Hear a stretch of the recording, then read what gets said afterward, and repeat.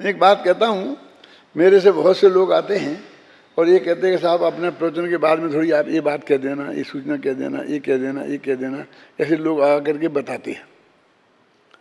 तो मैं तुम कह देना ना, ये स्पीकर बगल में रखा है ना, आप बोल देना। अरे साहब वो आप बोलते हो ना तो उसका फर्क पड़ता है, हमारे बोलने से कौन सुनता है। तो मैं उनसे कहता हूँ कि तुम मुझे याद दिलाना जब प्रवचन खत्म हो जाए।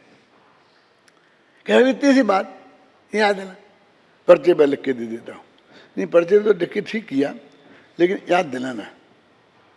अब उसकी समझ में ये नहीं आता है कि ये इतना बड़ा पंडित, इतनी गाथाएं याद हैं इसे, और अब भी हाल की बात, और 1 घंटे बाद वो सूचना देनी है और पर्चा भी लिख के रख दिया है और फिर भी कहता है याद दिलाना। बोलो रमेश, कठिन काम है कि सरल? बोलो, पहले प्रवचन की गद्दी पे बैठो तो मालूम पड़ेगा। अब मैं 1 घंटे उसे याद रखूं तो मैं प्रवचन कैसे करूंगा? आप समझे ना, मेरा चित्त बटेगा ना, क्योंकि जनता तो ऐसी है कि इसमें नीचे स्प्रिंग लगी होती है। हम यदि सांस लेने के लिए 1 सेकंड को रुके हैं तो उठ के खड़ी हो जाती है जाबानी के ज्ञान से।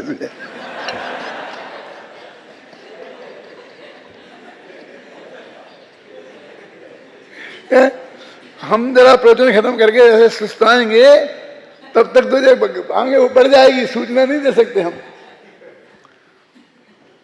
क्यों?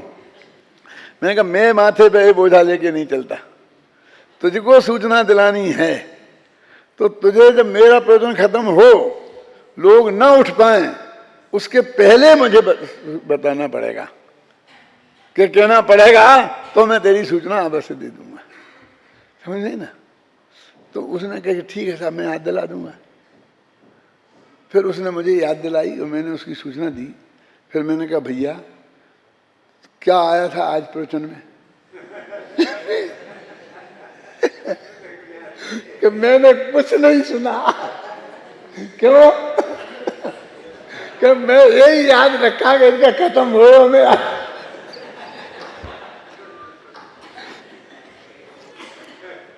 अब समझ में आई ना, 2 काम एक साथ नहीं हो सकते।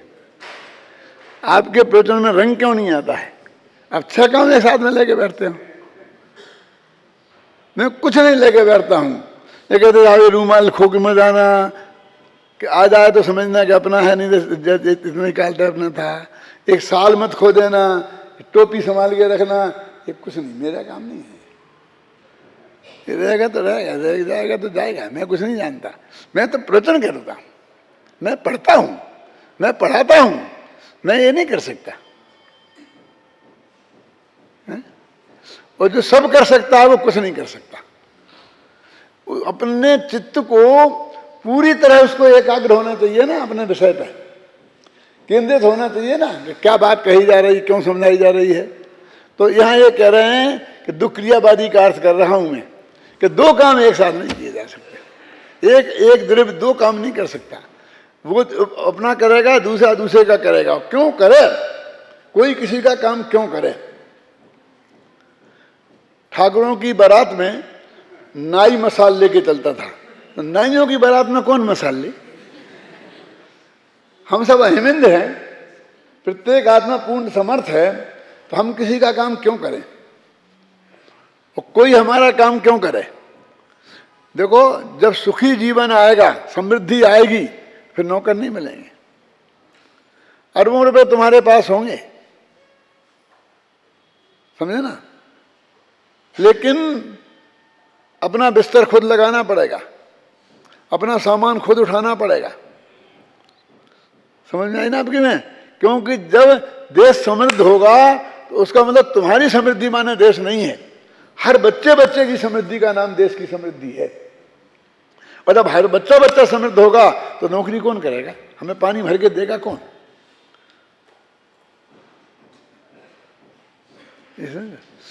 थोड़े बहुत नौकर मिलते हैं जब तक, वो जहां वो समझ लो उतना, वहां पर उतनी आजादी नहीं है, उतनी समृद्धि नहीं है, उतनी समृद्धि की कमी है।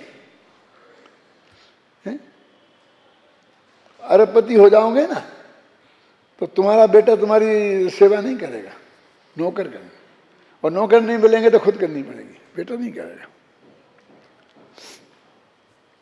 मैं एक नाम नहीं लेना चाहता हूँ, मेरे बम्बई में कई ऐसे मित्र हैं कि उनके एक एक बड़े बड़े फ्लैट हैं, एक एक में 6-6 बेडरूम हैं, और बस एक मियाँ बीबी रहते हैं, बस खत्म।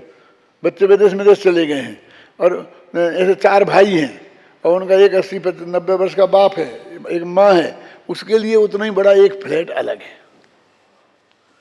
कोई अपने फ्लैट में रखने तैयार नहीं है उसे, वो उसी फ्लैट में मरते।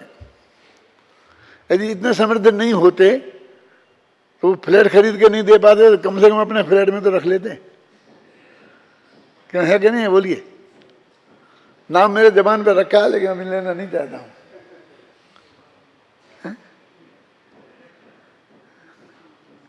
ये हालत है। वो क्यों? बेटा करोड़पति का बेटा है, वो लेटर साफ करेगा? वो तुम्हें 1 गिलास पानी उठा के देगा? वो खुद ही पानी उठा के नहीं पीता है। वो क्या करेगा कि साहब इनको समय पे दवा देना, सुबह दोपहर शाम को आपकी ड्यूटी है। हाँ, मैं एक नर्स रख दूंगा 24 घंटे। वो नर्स जो अस्पताल में है ना, उसी को भेज देना कि हम क्या करेंगे, दूसरी रख लेना। वो जानती है ना पिताजी का सब कब दवाई कब देना, इसी काम के लिए नर्स रख देगा, बस खत्म। समझ लो, बनना है ज्यादा बड़ा आदमी है?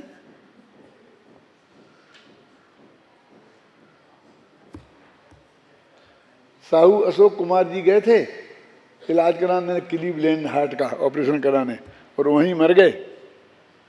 उनकी पत्नी साथ नहीं गई थी। बेटा गया था कि नहीं गया था पता नहीं है? अब चूंकि हम साहू जी नहीं है ना, इसलिए हमारी पत्नी साथ में जाती है। जब ज़्यादा अस्पताल में जाए तो वो साथ में रहती है, सब जगह साथ में रहती है। यदि हम साहू जी जैसे हो जाएंगे तो फिर उस दिन हमारा भी यही संकट खड़ा हो जाएगा। हैं? इसलिए कहते कोई द्रव्य में एक द्रव्यत्व नाम का गुण है, और उसका काम 24 घंटा परिणमन करना है। तो वो कह रहे हैं 2 बातें कि वो जो द्रव्यत्व गुण है, तो हमारे परिणमन को तुम करोगे तो द्रव्यत्व गुण क्या करेगा, तो उसको काम बताओ। वो बेकार हो जाएगा। ख्याल में आई ना आपकी में? और तुम्हारा हम काम करें, तुम्हारा द्रव्यगत गुण क्या करेगा, और हमारा द्रव्यगत गुण तुम्हारा काम करेगा, तो हमारे काम कौन करेगा? वो बहुत बड़ी अव्यवस्था है। उसको जैन दर्शन में दुक्रियावाद कहते हैं। देखा, व्यवहार नय का यह मत है कि आत्मा अनेक प्रकार के पुद्गल कर्मों को करता है और उन्हीं अनेक प्रकार के पुद्गल कर्मों को भोगता है।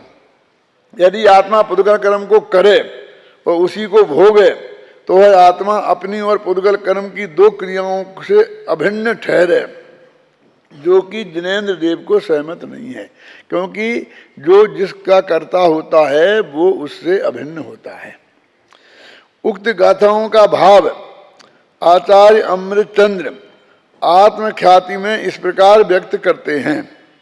यद्यपि अंतर में व्यापक भाव के से मिट्टी ही घड़े को करती है, और भावक भाव से मिट्टी ही घड़े को भोगती है। देखो, अब व्यवहार से क्या कहेंगे? कुमार ने घड़ा बनाया, और जिसने उस घड़े का उपयोग करके ठंडा पानी पिया ना, उसने भोगा। वो करने वाला अलग और भोगने वाला अलग। इसी में लिखा है, तथापि बाह्य में व्यापक भाव से घड़े की उत्पत्ति में अनुकूल ऐसे व्यापार को करता हुआ कुमार घड़े का करता है, और घड़े के पानी के उपयोग से तृप्ति को भावक भाव से अनुभव करता हुआ वही कुमार घड़े का भोगता है। ये तो भाग्य की बात है कि उन्होंने उसी कुमार को उस घड़े का पानी पिला दिया। नहीं, वो पानी पीने वाला दूसरा भी हो सकता था, समझे ना? ऐसा लोक में अनादि से रूढ़ व्यवहार है। गाथा में तो सिर्फ इतना लिखा था व्यवहार है। अमृतचंद्र को संतोष नहीं हुआ, तो लोग तो इसको सही ठीक समझ लेंगे। व्यवहार है वो तो निभानी चाहिए। कि अनादि से ऐसी रूढ़ी चली आ रही, अनादि से रूढ़ व्यवहार है, ख्याल में है ना, उसको और हल्का किया है। जैसे अपने कहते रोजाना उठ के आए और बच्चे ने अपने पैर पड़े, तो अरे भैया आपने बहुत अच्छे बच्चों को ट्रेनिंग दी है, सुबह आकर के आपके पैर पड़ते हैं, हमारे बच्चे तो हमें नमस्ते तक नहीं करते हैं।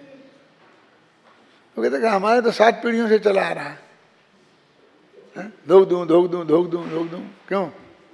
बस हमारी वो चल रही है बस पीढ़ी। तो अनादि का रूढ़ व्यवहार, वो विनय विनय से कुछ मतलब नहीं है। ये बच्चे बहुत अच्छे हैं, बहुत विनयशील हैं, आज्ञाकारी हैं, सेवा भावी हैं, ऐसा मत समझना। आपको कैसे पता? अभी लाओ कि वो पैर पड़ने लगा ना कि भैया इधर आना, एक गिलास पानी लाना, ए पापा मुझे जल्दी जाना है, इतने नौकर हैं, पानी उनसे नहीं ले सकते तो क्यों? बस पैर ठीक करा चला, बस पैर पड़ने दो, बस मुझे जाना है। तो मालूम पड़ जाएगा कि वो व्यवहार, वो कितने विनयशील हैं वो बच्चे, इसका पता तब चल जाएगा। वो तो एक ड्यूटी, उसमें क्या दम है। हमने एकदम ऐसे ट्रेंड हो गए और बस सुबह से शाम तक वैसी क्रिया निभा दी, उससे कुछ उसका कोई कुछ अर्थ नहीं होता है। अपने यहाँ भारतीय परंपरा है ना, कहीं पत्नी है, पति को नमस्कार करती है, ये करती है, वो करती है, जो भी अपनी हैं। और टीवी पे देखो, फिल्मों में देखो, और नाटक की स्टेज पे देखो, कितनी विनयशील, कितनी सेवा भावी दिखती हैं कि नहीं? है कहीं दुनिया में ऐसी पत्नियाँ? वहाँ कितनी मीठी मीठी बोलती हैं, ऐसी मीठी कोई बोलती हैं? झल्ला के नहीं बोले तो पत्नी नहीं, वहाँ बोलती हैं, नहीं बहुत अच्छा बोलती हैं दूसरों से। उसी वक्त दूसरा कोई आ जाता, हाँ इतनी मीठी, एकदम जबान मीठी हो जाएगी, आइए आइए आइए, ऐसा ऐसा ऐसा करके बन गया। घर का आदमी हो वही सेठ नहीं बनता 1 मिनट क्यों? तो ये अनादि रूढ़ व्यवहार का अर्थ कर रहा हूँ। माने बिल्कुल एक टेक्निक हो गई है, उसके हिसाब से वो कह दिया है, उसमें कोई दम नहीं है। माने एक द्रव्य को दूसरे द्रव्य का कहना, ये अनादि का रूढ़ व्यवहार है, वह खत्म। जैसे अपन कहते हैं ना, आपकी कृपा से हो गया, आपकी कृपा से मैं गोल्ड मेडलिस्ट हो गया है, क्यों? मैंने यूनिवर्सिटी में टॉप किया है, तो आपके आशीर्वाद से। तो वो भी जानता है कि इसे कहने की तरीका है, इसमें मेरा कुछ है नहीं और मेरे आशीर्वाद से कुछ होता नहीं है ना? नहीं तो लेन लगती, मेरे आशीर्वाद से कुछ होने लगता तो फिर आशीर्वाद लेने वालों की लेन लग जाती कि नहीं लग जाती है? मुझे तो पता ही नहीं कि मैंने तब तुझे कब आशीर्वाद दिया था और तूने कब लिया था, क्यों लिए दिया नहीं है। तो ऐसा रूढ़ व्यवहार है, वो तो एक कहने की भाषा है। वो यानी ये कहना चाहते हैं इसमें कोई दम नहीं है, मात्र कहने का व्यवहार है। समय सार परमागम में जीव कर्मों का करता है या नहीं, इसके बारे में चर्चा चल रही है। समझ प्रकाश दिया गया है, समझ प्रकाश दी है ना, उनकी व्यवस्था यहाँ नहीं करते अंदर कहीं।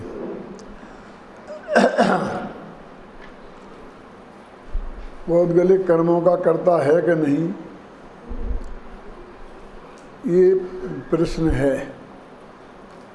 और इस संदर्भ में हम 81वीं गाथा से बात करें तो 83वीं और 84वीं ये 2 गाथाएं हैं, ये अत्यंत महत्वपूर्ण हैं।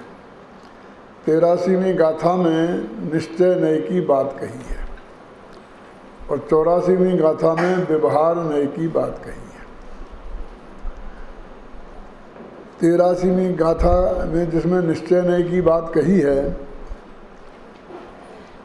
उसके ऊपर की गाथाओं में वो निश्चय नय के पोषण की बातें हैं और प्रमाण की बात है।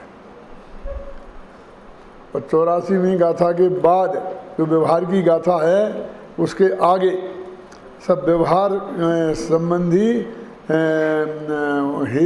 हे उपादेयता कि वो कैसा सत्यार्थ है, इसकी चर्चा है।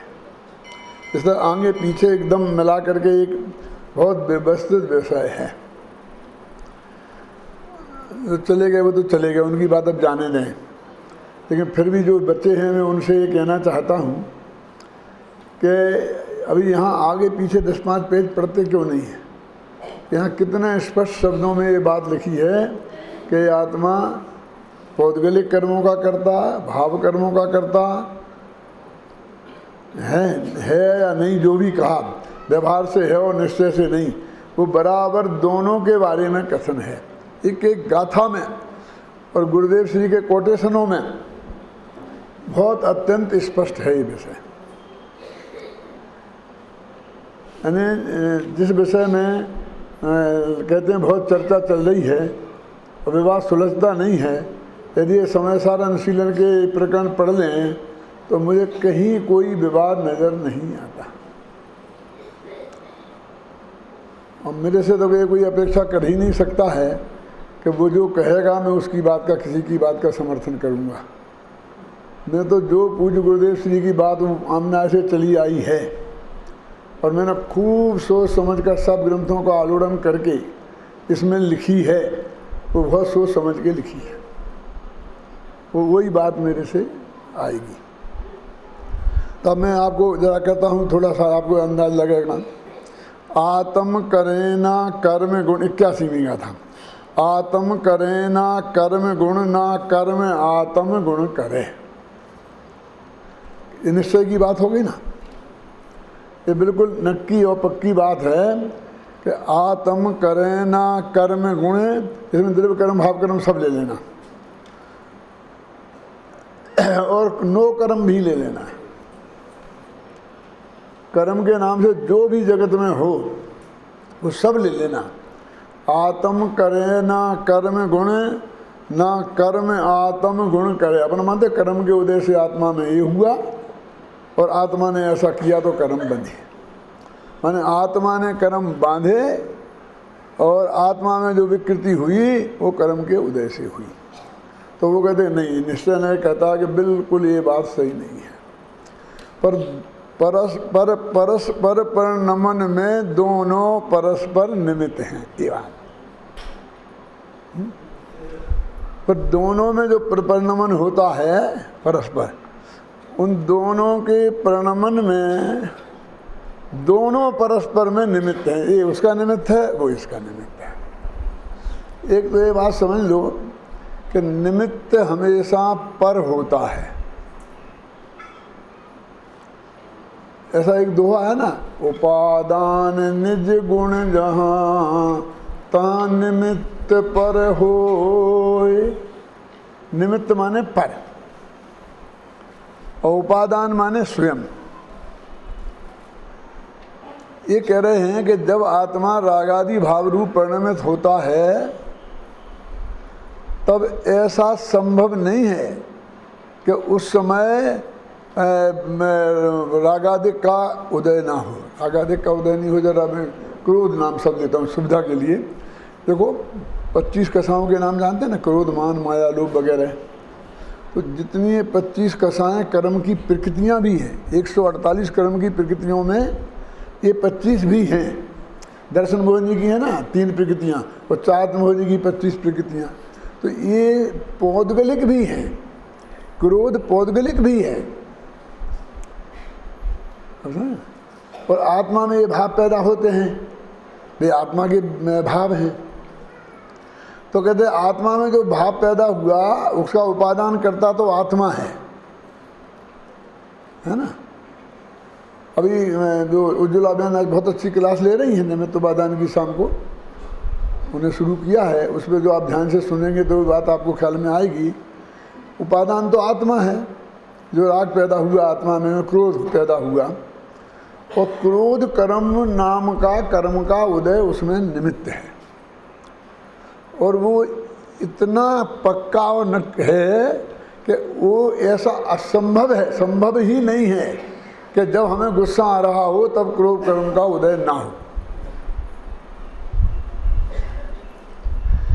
ऐसा कदाचित हो सकता है कि क्रोध कर्म का उदय हो और हमें गुस्सा ना आए।